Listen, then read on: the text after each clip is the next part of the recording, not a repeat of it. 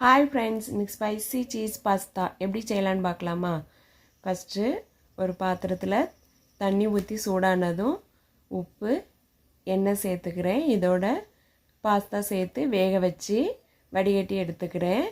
ஒரு மிக்ஸி ஜாரில் ஒரு துண்டு இஞ்சி, பூண்டு, 2 தக்காளி சேர்த்து பேஸ்ட்டாக அரைச்சி வச்சுக்கிறேன். இப்போ வடச்சட்டி அடுப்பில் வச்சு எண்ணெய் சேர்த்து பொடி பொடியாக நறுக்கி வச்சுருக்கிற வெங்காயம் சேர்த்து வதங்கினதும் அரைச்சி வச்சுருக்கிற பேஸ்ட்டை சேர்த்து வதக்கிக்கிறேன். இதுக்கு மஞ்சத்தூள், சில்லி பவுடர், கரம் மசாலா சேர்த்து வதக்கிக்கிறேன். இப்போ வேக வச்ச பாஸ்தாவை சேர்த்து மிக்ஸ் பண்ணுறேன். இதோட தேவையான அளவு சால்ட்டு சேர்த்துக்கிறேன்.